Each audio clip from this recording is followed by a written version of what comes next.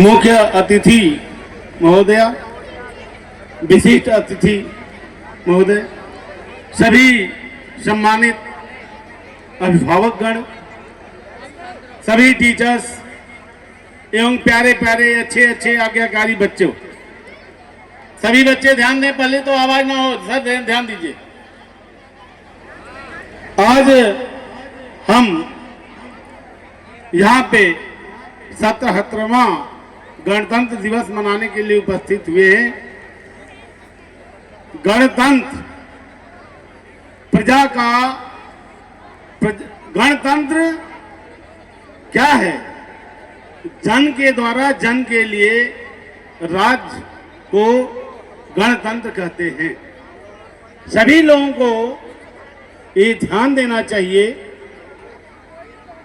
कि जो संविधान ने हमें कर्तव्य दिया है और अधिकार दिया है, उसकी जानकारी हमें अच्छी से होने चाहिए।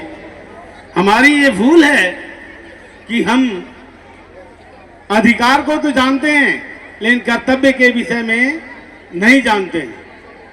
अगर देश से हम प्यार करते हैं तो हमें अपने कर्तव्यों का निर्वहन करना सीखना चाहिए, हमें जानकारी होनी चाहिए। अगर हम अपने कर्तव्यों का पालन करते हैं तो हम देश का बहुत बड़ा सेवा कर रहे हैं, बहुत बड़े देशभक्त हैं। यदि हम अपने कर्तव्यों का पालन नहीं कर रहे हैं तो हमारा कोई देश के उत्थान में योगदान नहीं है। इसलिए सभी से आग्रह है कि अपने कर्तव्यों का निर्वहन करें। इस बदलते युग में जैसा कि आप देख रहे हैं, लगभग हमारी एज के व्यक्तियों में ये देखने को मिला होगा, जब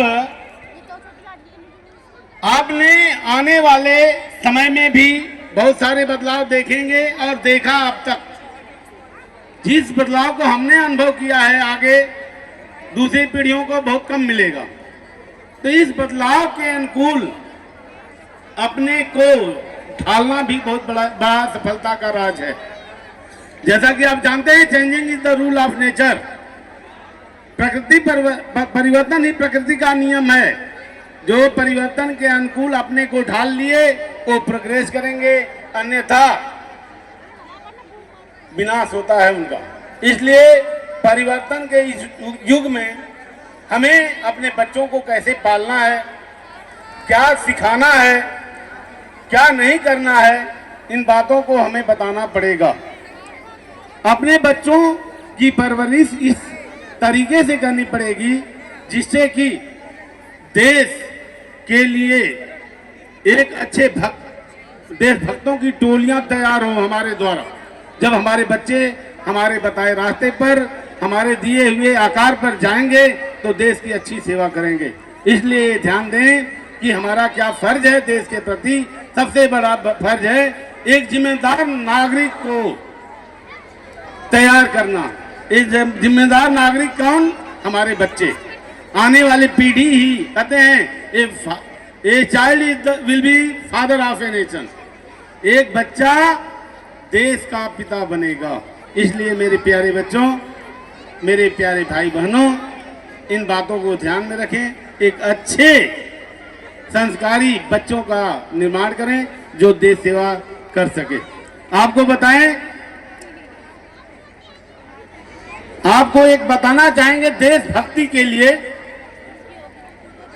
फना होने की इजाजत ली नहीं जाती। फना होने की इजाजत ली नहीं जाती। ये वतन की मोहब्बत है जनाब, ये वतन की मोहब्बत है जनाब।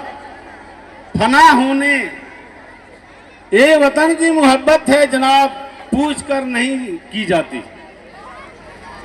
कोई आपको कहेगा नहीं, आप पूछेंगे नहीं। देशभक्ति के लिए अपने आप ही आपको अपने अंदर ही जज्बा पैदा करना पड़ेगा।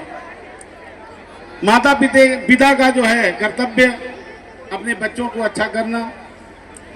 इस बदलते माहौल में अपने बच्चों को एक सकारात्मक, एक अच्छे सोच वाले व्यक्ति का निर्माण करना। बच्चे को किस समय क्या करना चाहिए, इस समय किस भाव में होना चाहिए।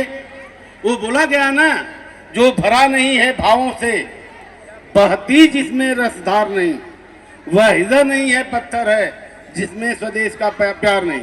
मेरे कहने का मतलब ये है, हमारी भावना समय के अनुकूल होनी चाहिए। जैसा समय हो वैसे हमारी भावनाएं प्रकट होनी चाहिए।